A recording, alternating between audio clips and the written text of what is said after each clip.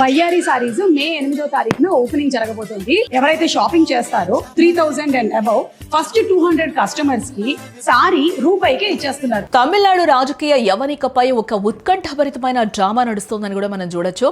వెండి తెరపై దళపతిగా కోట్లాది మంది అభిమానులు ఉర్రూతలొక్కించిన విజయ్ ఇప్పుడు రాజకీయ క్షేత్రంలో తన అదృష్టాన్ని పరీక్షించుకుంటూ ఉన్నారు. గత నెల జరిగిన అసెంబ్లీ ఎన్నికల్లో ఆయన స్థాపించిన తమిళగ వెట్రి కజగం ఊహించని రీతిలో అద్భుతమైన అరంగేట్రం చేసిందని కూడా మనకు తెలుసు.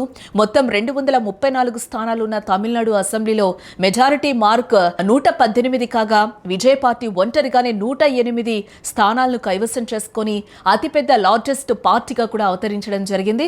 అయితే ముఖ్యమంత్రి పీఠాన్ని అధిష్ఠించడానికి అవసరమైన ఆ మ్యాజిక్ ఫిగర్ కంటే 10 సీట్లు తక్కువగా ఉండడంతో అసలైన రాజకీయ చదరంగం ఇక్కడ మొదలైందనేది కూడా మనకి తెలుస్తూ ఉంది. బుధవారం సాయంత్రం విజయ్ గవర్నర్ ఆర్వి అర్లేకర్ ను కలిసి ప్రభుత్వాన్ని ఏర్పాటు చేసేందుకు తనకు అవకాశం ఇవ్వాలని కూడా ఆయన కోరారు. అయితే గవర్నర్ ఈ ప్రతిపాదనను సున్నితంగా తిరస్కరించడం కూడా జరిగింది. కేవలం 113 మంది ఎమ్మెల్యేలతో మీరు ఒక స్థిరమైన ప్రభుత్వాన్ని ఎలా నడుపుతారు అని ఆయన విజయ్ ను సూటిగా ప్రశ్నించడం జరిగింది. 118 మంది మద్దతు స్పష్టంగా ఉంటేనే ఆహ్వానిస్తారని గవర్నర్ తేల్చి చెప్పారు. దీంతో విజయ్ తన శిబిరంలో వ్యూహాలకు పదును పెట్టారు. గురువారం ఉదయం మరోసారి గవర్నర్ నివాసానికి పిలుపు రావడంతో రాజకీయ వర్గాల్లో ఒక ఆసక్తి నెలకొంది. తన వెనుక ఉన్న సంఖ్యాబలంపై స్పష్టత ఇవ్వాలని గవర్నర్ కోరగా నేను ఫ్లోర్ టెస్ట్ కు సిద్ధంగా ఉన్నాను, అసెంబ్లీ వేదికగానే నా బలాన్ని నిరూపించుకుంటాను అని విజయ్ ధీమాగా ప్రకటించినట్లుగా కూడా మనకి తెలుస్తూ ఉంది. ఈ క్లిష్ట పరిస్థితుల్లో విజయ్ కు కాంగ్రెస్ పార్టీ ఆశాకిరణంలా కనిపిస్తూ ఉంది.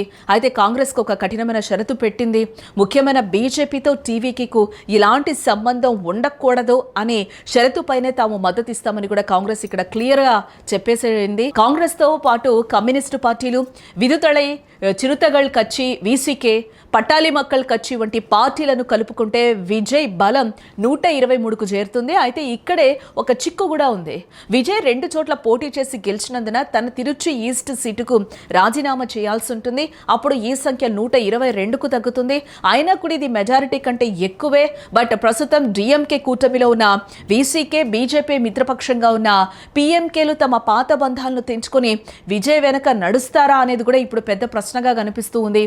అటు మరోవైపు చూస్తే 62 ఏళ్లుగా తమిళనాడును శాసిస్తున్న ద్రవిడ దిగ్గజాల్లో ఒకటైన ఏఐఏడీఎంకేలో కూడా చీలికలు కనిపిస్తూ ఉన్నాయి. ఆ పార్టీకి చెందిన డజన్కు పైగా ఎమ్మెల్యేలు విజయ్ వైపు మొగ్గు చూపుతున్నట్లుగా కూడా ప్రచారం అయితే జరుగుతూ ఉంది. వారు ఇప్పటికే పుదుచ్చేరిలోని ఒక రిసార్ట్కు చేరుకున్నారని కూడా నివేదికలు చెప్తూ ఉన్నాయి. అయితే పార్టీ సీనియర్ నేతలు షణ్ముగం, మునిస్వామి వంటి వారు ఈ వార్తలను కొట్టిపారేస్తూ ఉన్నారు. విజయ్ సైతం ఏఐఏడీఎంకేతో పొత్తుకు అంతగా సుముఖంగా లేరు. ఒకవేళ ఏఐఏడీఎంకే మొత్తం మద్దతిస్తే ఆ కూటమి బలం 150కు దాటుతుంది. బట్ అప్పుడు పాత తరం పార్టీలతో రాజీ పడకూడదన్న విజయ్ ఆశయం దెబ్బతింటుంది కదా. ప్రస్తుతం తమిళనాడు రాజకీయాలు ఒక రిసార్ట్ చుట్టూ తిరుగుతూ ఉన్నాయి. తన 107 మంది ఎమ్మెల్యేలు చేజారిపోకుండా ఉండేందుకు విజయవాడని మామల్లపురంలోని ఒక రిసార్ట్లో ఉంచడం జరిగింది. సినిమా క్లైమాక్స్ ను తలపించే ఈ పరిణామాల్లో గవర్నర్ నిర్ణయం కీలకంగానుంది. ఇక్కడ ఒకవేళ విజయ్ సరైన సంఖ్యాబలాన్ని నిరూపించుకోలేకపోతే గవర్నర్ రాష్ట్రపతి పాలనకు సిఫార్సు చేసే అవకాశం కూడా లేకపోలేదు. అదే జరిగితే రాష్ట్రం మరోసారి ఎన్నికల వైపు వెళ్లాల్సి వస్తుంది. మంచికి చెడుకు మధ్య పోరాటం అని నినదించిన విజయ్ ఇప్పుడు ఈ రాజకీయ సుడిగండం నుండి బయటపడి ముఖ్యమంత్రి పీఠాన్ని ఎలా దక్కించుకుంటారో చూడాలి మనం కూడా.